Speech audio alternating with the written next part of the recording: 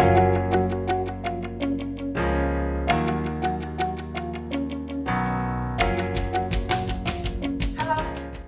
I'm going to give you a lesson about recount text. There are many kind of text. Ada banyak jenis teks yang kita harus tahu. Contohnya narrative text, prosedur text, descriptive text, report, and one of them is recount text. Yang akan kita pelajari salah satunya adalah recount text. Recount text is a kind of text that tells about past events or experiences in the past. Jadi recount text ini adalah sebuah teks yang menceritakan tentang masa lalu atau pengalaman yang telah kita alami. Kemudian the purpose, tujuan of a recount text is to entertain the readers just like others, seperti yang lainnya. Tujuannya adalah entertain readers, yaitu menghibur pembaca. A recount text consists of three main parts. Jadi recount text ini terdiri dari tiga bagian utama, yaitu orientation, events, and then reorientation. Here is the example of recount text.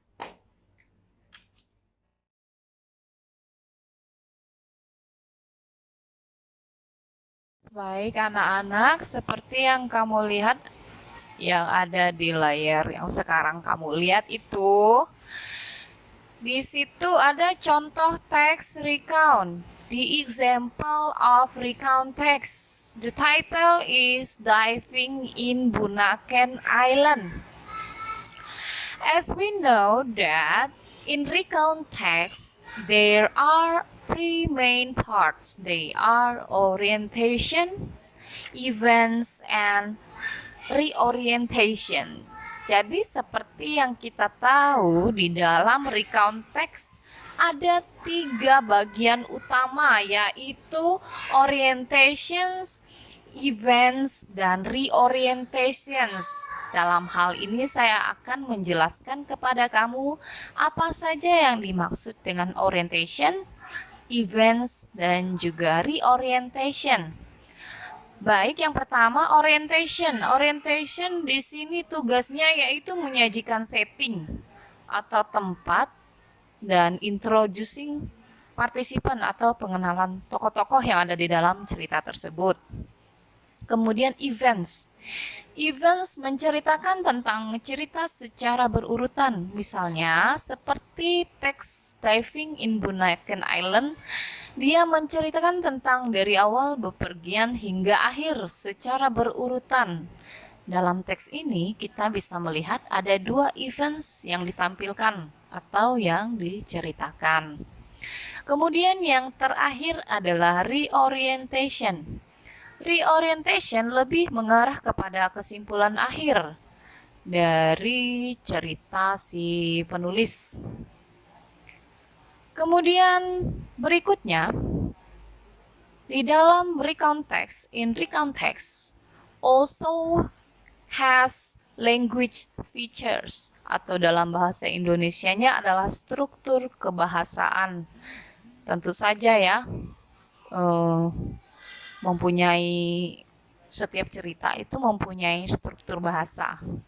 Di dalam recount text ini terdapat beberapa struktur kebahasaan, yaitu introducing personal participant, using chronological connection, using linking verb, and using action verb.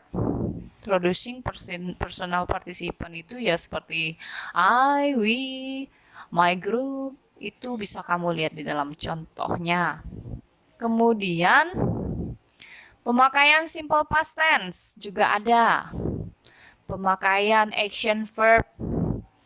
Kemudian linking verb seperti was, were, got, began, etc. dan lain-lain. Kemudian chronological connection itu maksudnya adalah kata-kata sambung yang terdapat di dalam cerita. Misalnya soon, then, after that. Soon itu segera, kemudian then, kemudian After that, setelah itu.